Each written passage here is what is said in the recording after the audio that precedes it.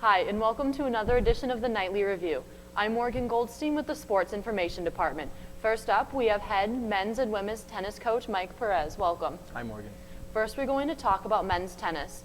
Men's tennis ended the regular season with a loss at NAIA Embry-Riddle this past weekend to finish the season 15-5 and 5-1 in the Sunshine State Conference.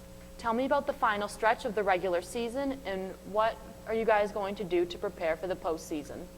Morgan, it was a tough match up there at Embry-Riddle. They're number one in the country, NAIA. Very good team perennially, and we're banged up. You know, we have a few starters out, and we have a couple players in the top 6 that are banged up. So we're going to try to use this week to get ourselves healthy and try to bounce back in the conference tournament. The SSC Championship is hosted by Florida Tech right here in Boca Raton on April 18th through 20th at South Regional Park, where we'll be seated number 2. What will you be doing, again, to prepare for the conference and try to stay healthy? You know, we're going to practice a little bit less because more time banging on that hard surface is going to affect knees and ankles and feet. So, you know, we're really just going to focus in on our strategies, our discipline in our doubles play, and, you know, roll the dice. You have a few matches that you can warm up and get prepared for if you make it to the final. So, you know, again, just try to get healthy and rejuvenate and come out fresh. All right, Fighting Night fans, men's tennis begins the SSC tournament April 18th, and fans can get all the updates at linfightingnights.com. Now we're going to switch gears to women's tennis.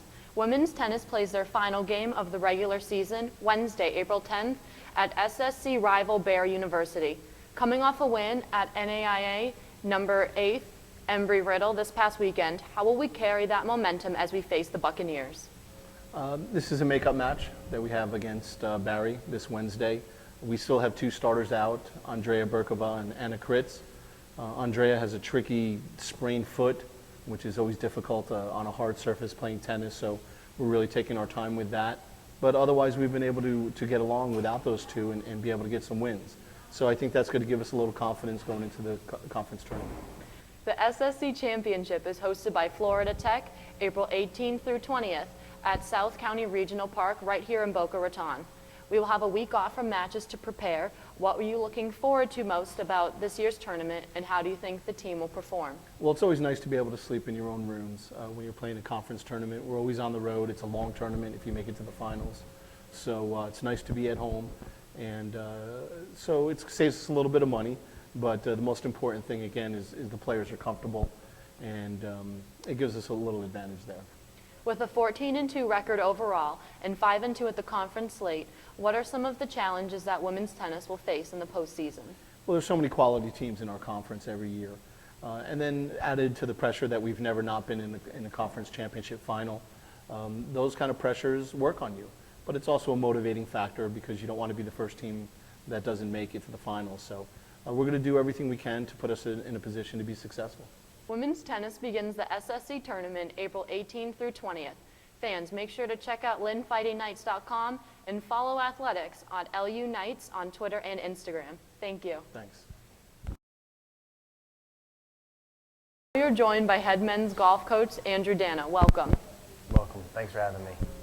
Coach, men's golf has been very successful this year with 7 top 3 finishes. What do you attribute your success to? Well, you know, we've played this season so far with a certain degree of consistency that it's allowed us to be in contention for most of our tournaments. And I think that's why, you know, the goal in golf is to put yourself in contention for every time you go out. And, you know, and that's the message that I send to the guys, and that's kind of how we approach things, is to give ourselves a chance to win going into the last round and you know, see what happens. You guys begin SSC tournament play on Sunday at Lake Jovita Golf Course in St. Leo, Florida. The team won a tournament here earlier this semester. How do you think this course plays to our strengths?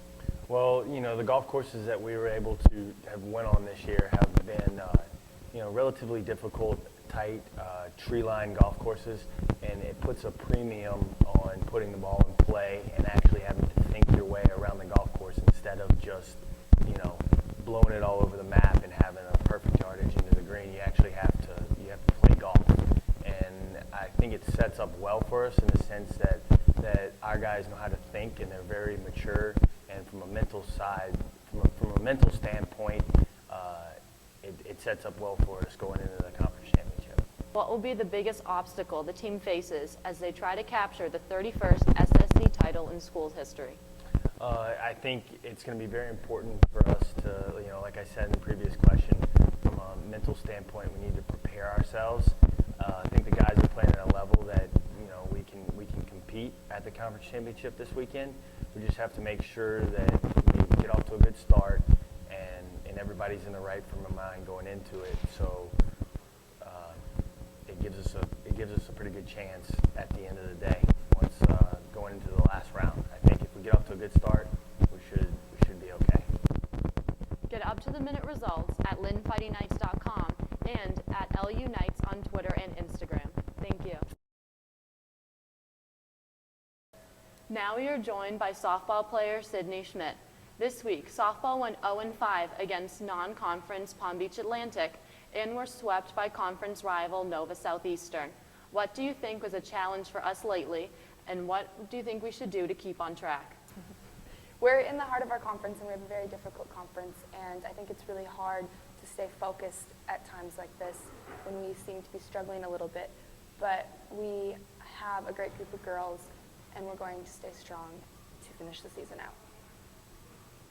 Last week, you batted a .333, and you have made quite a contribution to the softball team since joining just a few weeks ago.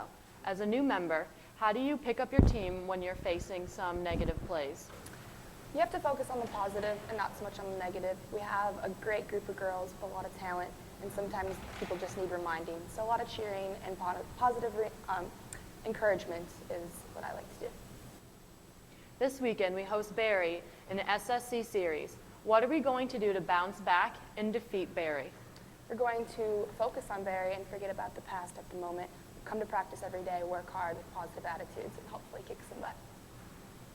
Softball takes the field at Lynn University this Saturday for the first two games of a doubleheader starting at 1 p.m., with the final game Sunday scheduled for noon. Fans can log on to linfightingknights.com for all of your softball updates. Good luck. Thank you.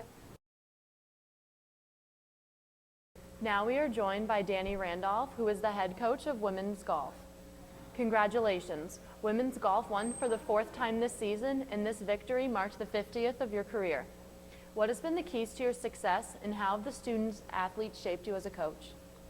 Well, I definitely have learned probably more from them than they have from me.